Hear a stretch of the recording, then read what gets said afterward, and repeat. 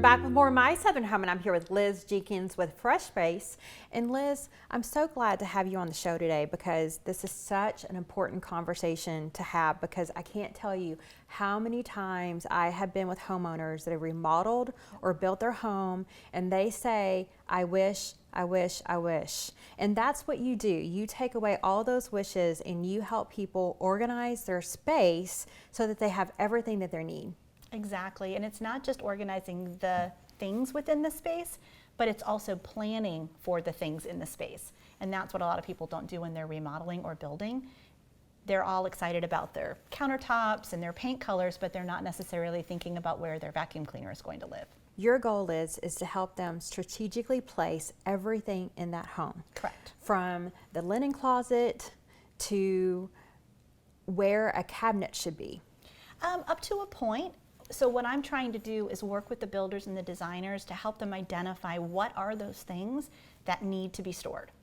Because a lot of times people get very excited, like I said, about the visuals and the grand entry, but then maybe not thinking about the coat closet or the cleaning closet or their laundry, their pets, kids' backpacks, all of those kinds of things. So a lot of times I'm having that conversation with them and with their designers and their builders about what are those things that we need to make sure that we have space for, that we have storage for, and that we've thought through before the building process happens. Or during a remodel, if they're revamping the entire kitchen, making sure that all of those things that they do in the kitchen are accommodated.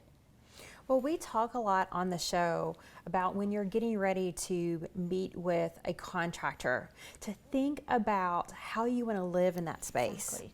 And how you're living in your current space that you wish you had this or that. And it's really hard if you don't have someone like yourself, Liz, to walk you through that process, to think of everything that you don't currently have that you want. Well, and when we do this with clients, we're actually pulling everything out. So the organizing process is pull it all out, group like with like, edit out what you don't want, and then see what you have left. So when we're working in an existing space like this, we're using what we already have, placing and zoning, labeling, binning, all of that good stuff. But when you can start from scratch, it's so exciting because you can think, all right, where am I going to have my baking zone? And if I've got little kids, do I have a place that I can put their arts and crafts? And all of those things that go into it. And we're not designers, but we're really thinking through of the practical aspects, because honestly, I don't care what your cabinet knobs look like. But what I do care about is, do you have a drawer for your cutlery that's near the dishwasher? And where are all your spices going to go?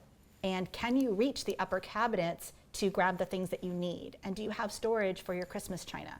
So those are those kinds of things that we're thinking through. And we do the same thing in a garage, laundry rooms. One of the biggest challenges I see for a lot of people is when they're looking at building a space, they're not necessarily thinking through the laundry room, the pantry, storage closets. So I always encourage them to do the biggest ones of those you possibly can. Even if you have to poach space from someplace else, you will never regret having a large laundry room, and you will never regret having a large pantry.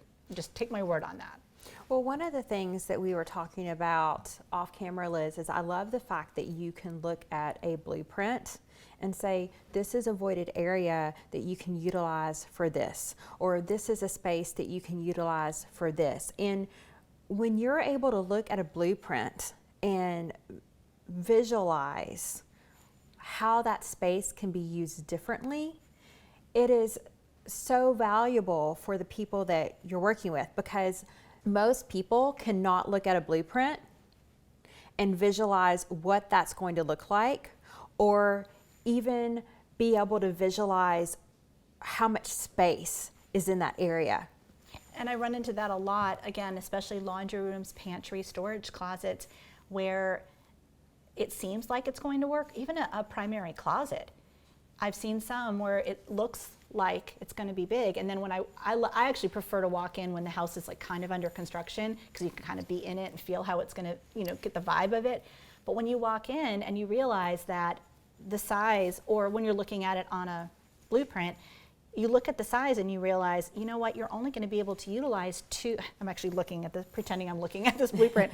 You can only utilize two sides. Whereas if you extended it by 6 inches or 2 feet or whatever, you could actually get a U shape and maximize all of the storage space in there.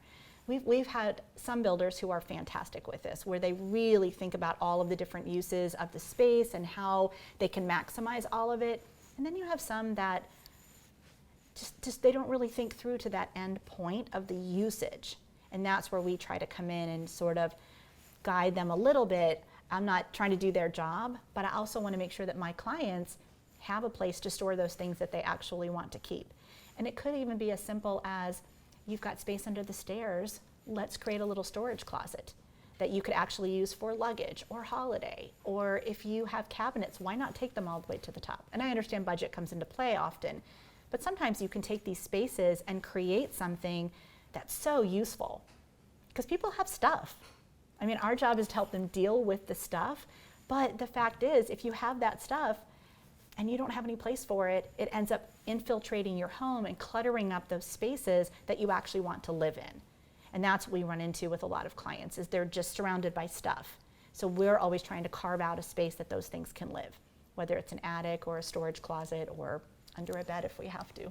So it sounds like probably a good idea, Liz, is for homeowners to contact you before they even get their designs. And you can go into their home and look at how they're living and talk to them about, okay, right now this is what your kitchen looks like. What's your wish list? What would you like this kitchen to do? How do you cook in this kitchen? Exactly. You know, how do you live in your master bath?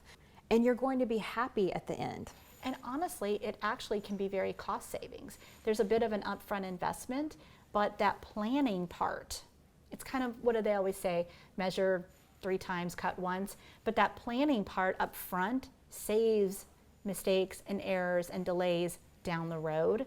And then that way people end up hopefully with what they want and what they need, so that they're really comfortable in their space and that it really works for them. And that's what we try to do for every one of our clients.